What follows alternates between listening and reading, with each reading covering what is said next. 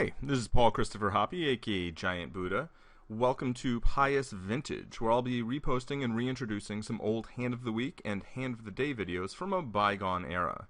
Today's entry is a $10, $20 Limit Holdem hand I played back in 2010 when I was rather good at the game of fixed limit Texas Holdem. You know, the thing everyone calls the minimum bet game, but we were also always betting the maximum. Think about it. Anyway, here's the hand. It's a big three-way pot with heavy flop action. Here I have 9-10 suited in the cutoff, which is a pretty happy spot for me. There's two folds. I open raise, of course, and I get 3-bet by a fairly tight button.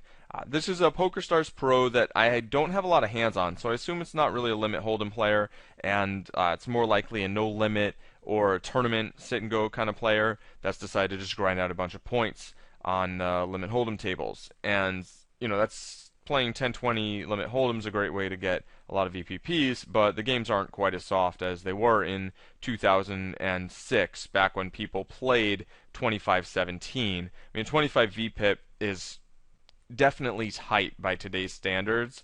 I wouldn't say prohibitively. I wouldn't say you cannot make money with this style, but people would generally say it's suboptimal and that it's you need to play well post-flop in today's games to make money with this style. Here's 17. You can see the steal position percentages from the different positions. Looks like a little bit looser on the button than the cutoff, so that makes sense. And then here we can see the button 3-bet is 15%, while the regular 3-bet's 8%. So I'd assign probably somewhere between a 15, right around a 15% range. I'd say that's reasonable. I would probably be 3-betting myself here with closer to a 30% range, knowing that I could outplay myself post-flop, of course. But for really just knowing that my cutoff range is 30 to 40%. Although if I were on the button, I'd be opening tighter here. But we don't have to get into all that crazy meta myself playing. Anyway, we'll just move on along to here where the small blind cold caps, and this player's a 28-21, which is kind of your standard 2008 lag tag aggressive kind of player. So 28 is a bit on the tighter side for VPIP, but 21's perfectly fine as a PFR. So I'd say that he's probably capping fairly aggressively, recognizing this dynamic, this cutoff versus button thing, but not getting way out of line. So we'll just move on to the flop, and obviously I'm not folding with any kind of suited hand, anything connected, any pair. The only thing I would consider folding is if I open like ace-6 offsuit here. I might fold it to this cat because it's just going to play really poorly post-flop. But I flop an open-ended straight draw with a couple of paint cards on board, and there's there's a flush draw out there. So I don't have a super strong draw, but when the small blind leads out, I'm going to raise for a couple of reasons. First of all, I think the small blind can have some pairs smaller than jacks for sure, 10s down, maybe through 5s, so I think there's a chance that I'm actually going to get some folds here on this board. Maybe not here on the flop. I would expect him to peel for a set, but certainly there's a good chance I'd get some folds on the turn. Maybe if a heart came and he didn't have a heart, if an ace came, I could get some folds. I mean, it's too bad that he's probably going to fold on a king, 10, 9, or 8, but there's some chances that he'd just give up with those, seeing that this hits my range pretty hard. Now, on top of that, the button can have some underpairs, and or even there's not too many hands that actually the button can necessarily fold, but I'm pretty sure you can fold some underpairs, and it's not like I'm going to have the best hand, but if I can fold out a pair and then maybe get the small blind off of an ace high, ace king, ace 10 suited, something like that, if I can get him to fold that by the river, I'm pretty happy with that.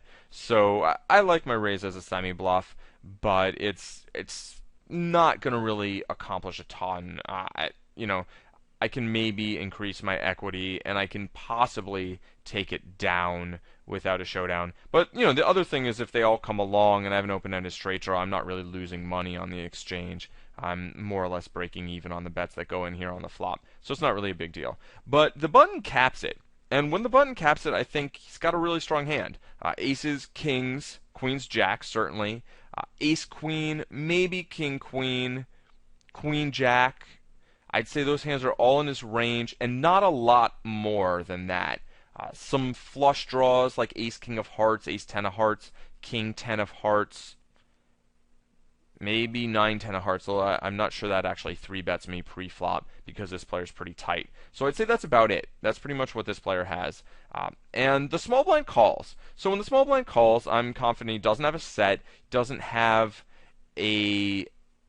Maybe Ace Queen might just call here instead of capping. It's hard to say. A hand like King Queen I think would go into call down mode at this point. So I'm not putting this small blind on a super strong hand, but I think he's probably got something reasonable. There's a chance though that he's coming along for two more with a hand like Ace King or Ace 10 that they might not be folding now because they have the overs and the gut shot and stuff like that. But there's a chance that they'd fold.